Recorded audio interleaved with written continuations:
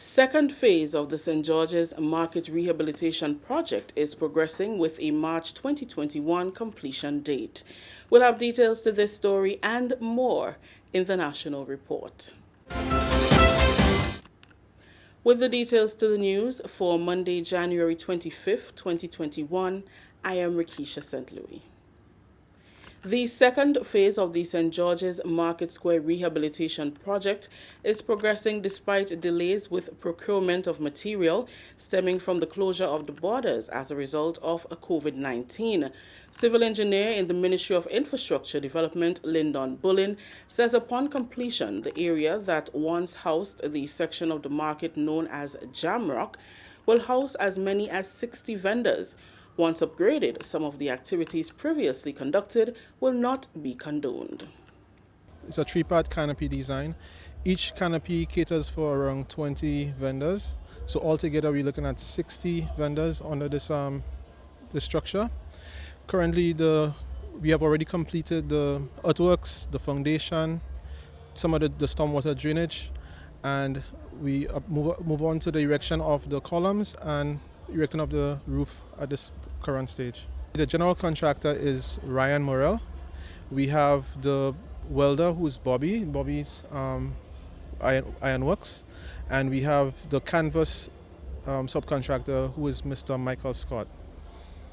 So it's going to be a canvas finish to the top of this structure behind us here. Work is scheduled to be completed in the Jamrock area during the first week of March 2021. The one that's currently ongoing just behind me, we expect that it should be completed towards the end of February, early March. Where we are right now, we expect a duration of just about a month or so. But what we do now, we try to fast track it by making provisions. So for example, the cables for electrical power and for plumbing and so is already prepared. So once we finish with what's behind us here and there are no obstacles in the way, we just fast track to where we are right now for the fountain. The second phase of the market is done at a cost of $971,283. Continuing the news, 8 doctors have been added to the team at the General Hospital to serve in areas like internal medicine, emergency room, pediatric, and orthopedic. Medical Director at the hospital, Dr. Taisha Donald, says the addition will aid in the provision of quality, urgent patient care. This is also part of hospital services' focus on providing efficient and quality health care to the public, and it comes at a time when the hospital has received state-of-the-art equipment for the new laboratory.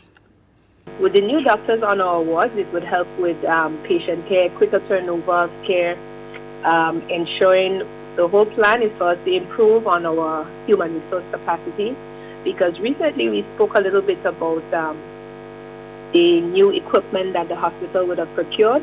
But in order to improve services, we need not only equipment, but we also need our human resource. So we slowly but surely trying to improve on our human resource capacity by getting residency programs for doctors to specialize and so be able to offer more specialized services to Grenadians.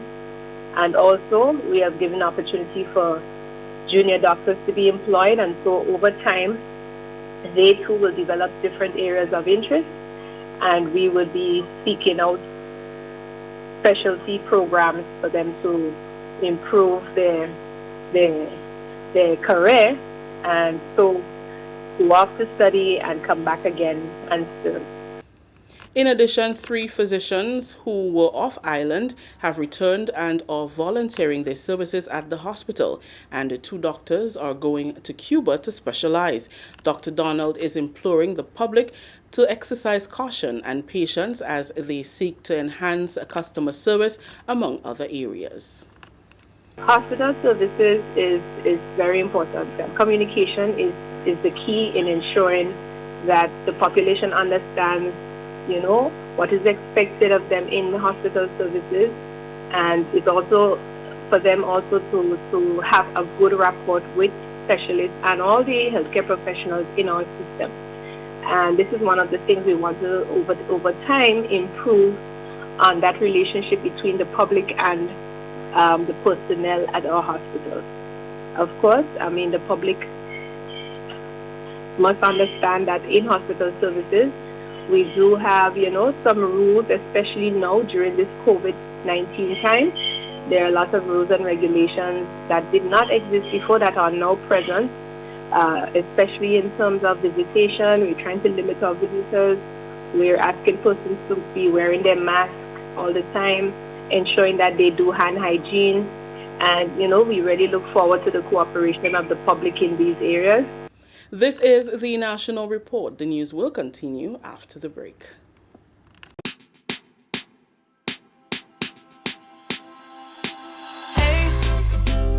Are you gonna wear your mask today? You see everywhere you go. There are rules you got to follow, so don't you say COVID-19 will delay. Take the opportunity to save your community. Don't be that guy, put a mask on your face if you're heading outside. It's your life, my life, more lives will be taken if we don't try. If you feel any symptoms, call the hotline. Stay inside until you feel fine. 6 feet away every day. Keep COVID-19 far from away. Keep Grenada safe. Be COVID-19 smart.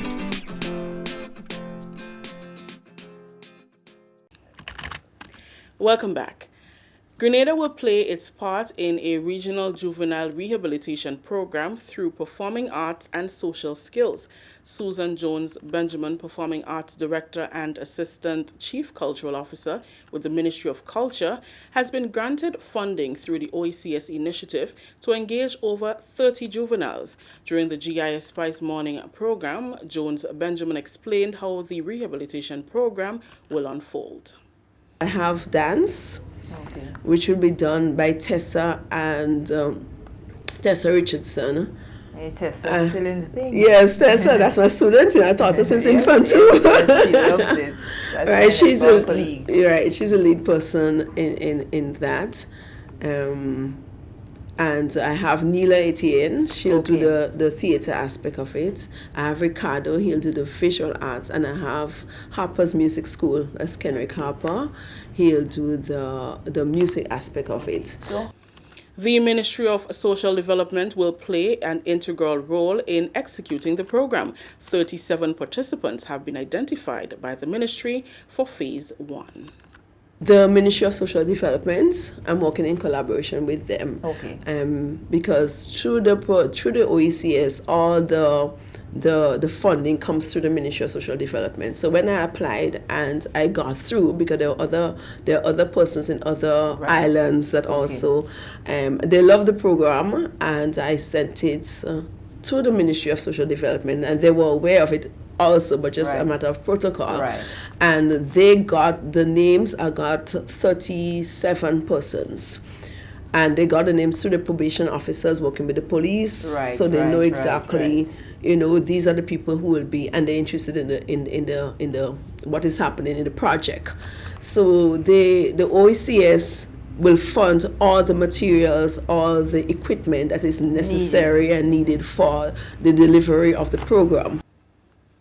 Finally, in the news, as the life skills component of the New Imani program comes to a close, Minister with Responsibility for Youth Development, Honorable Kate Lewis, paid a courtesy visit to participants. We get more in this report. Minister with Responsibility for Youth Development and Parliamentary Representative for the constituency of St. Andrew North East, Honorable Kate Lewis, on Wednesday paid a courtesy visit to the Batch 7 participants of the New Imani program.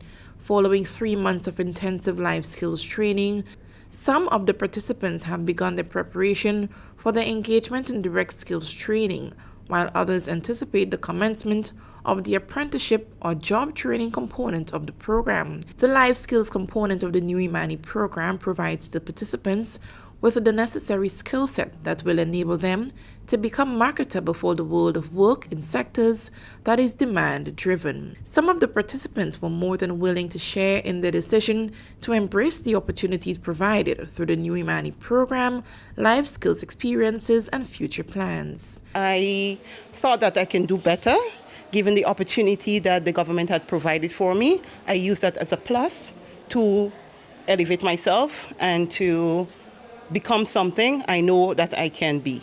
I've been in Your Life organization, and I didn't really get what I really go there for. So that's why I joined the program. I just want to further studying here. Having high expectations of the program and the desire to start her own business, Andiana Panchu says her greatest motivator in joining the program was the issue of unemployment.